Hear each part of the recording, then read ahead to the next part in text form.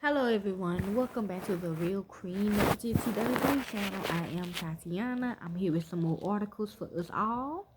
For October the 30th, 2024, we'll be learning about the elite theory of government.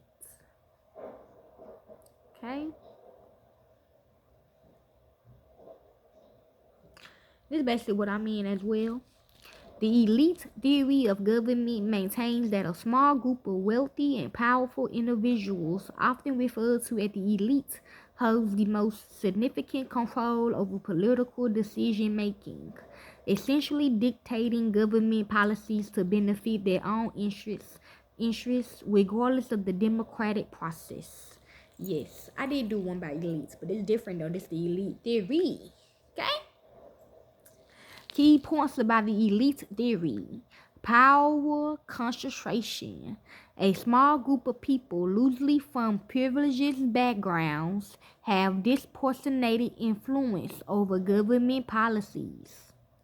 Economic power. Wealthy individuals and corporate leaders are considered key players in the elite group. Limited public influence. The general public has minimal real power to shape policy due to the dominance of the elite. Those who support the elite theory of government argue that a small, wealthy, powerful elite controls government and makes policies to benefit its members and perpetuate their power. Okay, yes. So, let's begin. I've been had this since I was born. Thank you. In precisely political science and sociology, elite theory is a theory of the state that seeks to describe and explain power relations in society. The theory posits that a small minority consisting of members of the economic elite and policy-making networks holds the most power, and that this power is independent of democratic elections.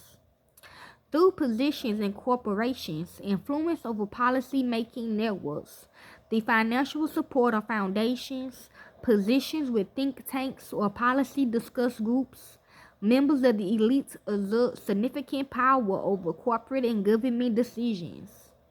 The basic characteristics of the theory are that power is concentrated, the elites are unified, the non-elites are diverse and powerless, elites' interests are unified due to common backgrounds and positions, and the defining characteristics of power is institutional position. Elite theory opposes pluralism, a tradition that emphasizes how multiple major social groups and interests have an influence upon and various forms of representation within more powerful sets of rulers, contributing to representative political outcomes that reflect the collective needs of society. Even when entire groups are essentially completely excluded from the state's traditional networks of power on the basis of arbitrary critical such as gender, nobility, race, or religion, elite theory recognizes that counter-elites frequently develop within such excluded groups. Navigating between such de-emphasized groups and the state can be analyzed as negotiated between elites and counter-elites. A major problem, in turn, is the ability of elites to co-opt counter-elites. Democratic systems function on the premises that voting behavior has a direct and noticeable effect on policy outcomes, and that these outcomes are preferred by the largest portion of voters. However, a study in 2014 correlated voters' preferences to policy outcomes and found that the statistical correlation between the two is heavily dependent on the income brackets of the voting groups. If the lowest income bracket sampled, the correlation coefficient reached 0, whereas the highest income bracket returned a correlation above 0.6.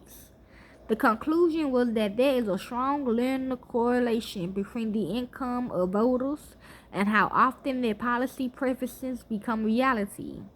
The causation for the correlation has not yet been proven in circumstance studies, but it is an area ripe for further research. Okay? And the history. Ancient perspective. Polybus 150 BC before Christ referred to what we call today elite theory as simply autocracy.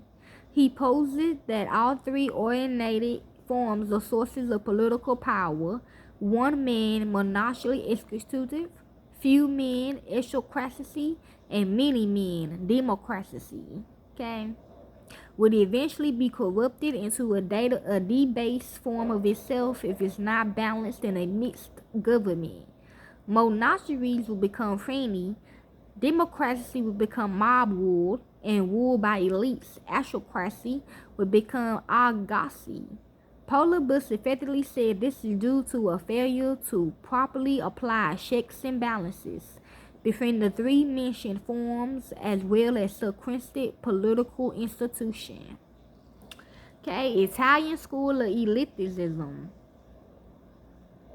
Vifero Perio, 1848 to 1923, Gaetano Mosca, 1858 to 1941, and Robert Miches, 1876 to 1936, was confounders of the Italian school of elitism, which influenced subsequent elite theories in the Western tradition.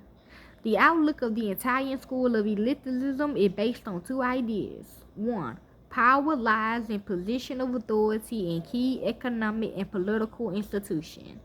Two, the psychological difference that set elites apart is that they have personal resources, for instance, intelligence and skills, and a vast interest in the government, while the rest are incompetent and do not have the capabilities to govern themselves.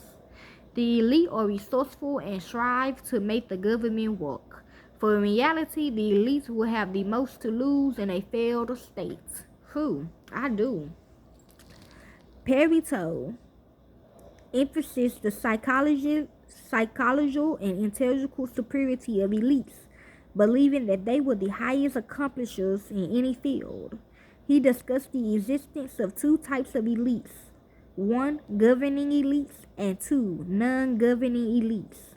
He also extended the idea that a whole elite can be replaced by a new one and how one can circulate from being elite to non-elite. Gaetano Mosca emphasized the sociological and personal characteristics of elites. He said elites are an organized minority and that the masses are an unorganized majority. The ruling class is composed of the ruling elites and the sub-elites. He divides the world into two groups: political class and non-political class. Marcus associated that elites had intellectual, moral, and material superiority that is highly esteemed and influential. Robert Michel, sociological Michel, developed the Iron Law or oligarchy, where he asserts social and political organizations are run by a few individuals, and social organization and labor divisions are key. He believed that all organizations were elitic and that elites have three basic principles that help in the bureaucratic structure of political organization. 1. Need for leaders, specialized staff, and facilities. 2. Utilization of facilities by leaders within their organization. And 3. The importance of psychological attributes of the leader. Okay? And that's basically what we need to know about the elite theory. Okay? They is all around us. Okay? Basically, with the elite theory of government, the theory posits that a small minority consisting of members of the economic elites and policy-making networks holds the most power, and that this power is independent of democratic elections. Okay? So hopefully this helps y'all to know more about the elite theory of government that is all around. Enjoy.